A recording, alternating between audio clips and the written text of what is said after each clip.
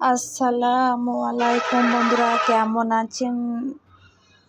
আশা করি আপনারা ভালো আছেন। আমার রান্নাঘরে আপনাদের স্বাগত। আমি ভালো আছি। আজ আপনাদের জন্য নিয়ে এসেছি নতুন এক রেসিপি। দেখতে থাকুন, আশা করি আপনাদের ভালো লাগবে।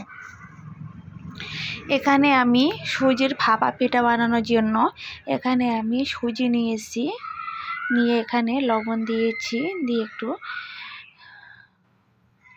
দুধ দিয়েছি, পরিমাণ মতন দুধ দিয়ে মাখিয়ে নেব ভালোভাবে।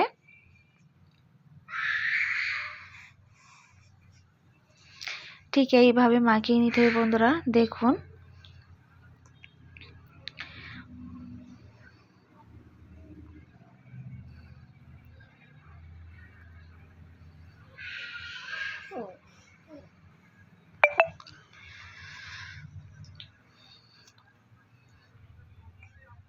মাখানো হয়ে গিয়েছে। এখানে আমি 30 মিনিটের মতন ঢেকে রেখে দেবো।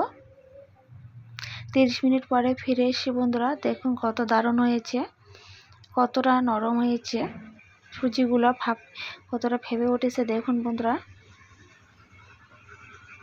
এখানে আমি ভাপা পিঠা বানানোর জন্য একটা বাটি নিয়েছি, নিয়ে বাটিতে তেল মাখিয়ে নিয়েছি, নিয়ে এখানে আমি সুজিটা দিয়ে দেবো প্রথমে।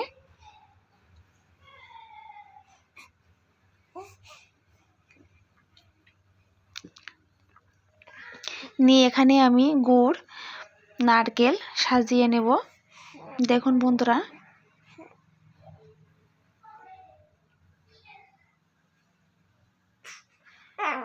গুড় দিয়ে দেবো।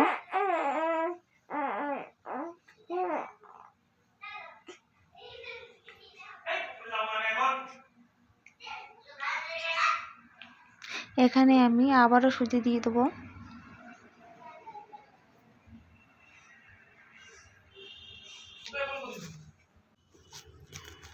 সুজিগুলো ওপর দিয়ে আবার দিয়ে দেবো, দিয়ে আবারও আগের মতন করে সাজিয়ে নেব নারকেল দিয়ে, গুঁড়ো দিয়ে।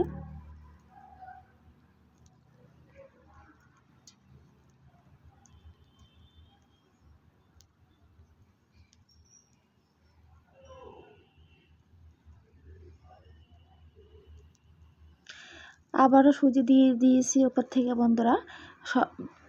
ওপরে একটু ভালো দেখানোর জন্য একটু আমি গুড় দিয়ে দেবো। দিয়ে এখানে আমি আগে থাকতেই পানি দিয়েছি, দিয়ে গরম করতে দিয়েছিলাম। দিয়ে এখানে আমি 10 মিনিটের মতন ভাপ দিয়ে নেব।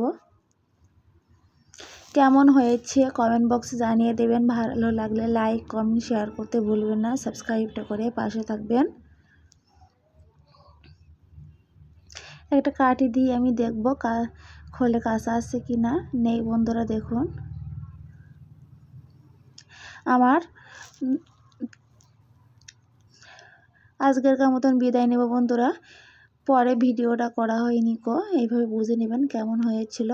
আজকের মতন বিদায় নেব। আল্লাহ হাফেজ।